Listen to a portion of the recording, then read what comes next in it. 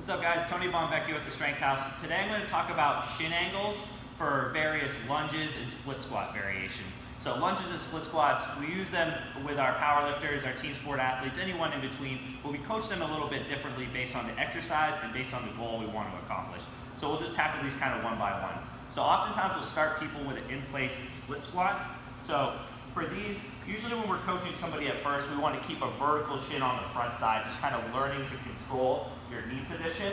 So you get in your stance here and you want to be standing wide enough that when you drop your back knee, you've got a vertical shin on the front side. This is generally the most joint-friendly way to perform your split squats. However, it is totally acceptable if you want to target the quads a little bit more and your goal is to kind of build hypertrophy of the quads, you can drive that front knee forward a bit and get a bit more of a positive shin angle as you're going there. So from there, we typically progress somebody to a reverse lunge, and in the case of a reverse lunge, we want to keep that shin fairly vertical. It doesn't make a heck of a lot of sense to do a reverse lunge and then have a forward shin angle. Our goal is to keep a vertical shin on the front side and keep things a bit more hip dominant, if this exercise can be called hip dominant at all. We're just avoiding that really deep knee flexion angle for our reverse lunge. On the opposite side of that, a forward lunge, we are going to look for a bit more of a positive shin angle here. As we lunge forward, we're going to plant and let that knee drift over the toe just a bit so we can target the quads a bit more. What we're not looking to do is lunge forward, stick, and then drop straight down. That's kind of turning your forward lunge into simply a split squat.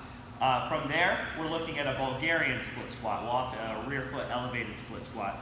So if we're going to elevate the back foot, this is similar to the split squat in that we can do these one of two ways. We can aim to drop the back knee straight down and keep a more vertical shin on the front side, or if we want to target the quads more specifically, we can drive that knee forward and get a bit more of a positive shin angle to target the quads. Now, an exercise that often gets missed or performed incorrectly in kind of this family is the step up. So step up is often thought of as very knee friendly because there's not much of an eccentric phase.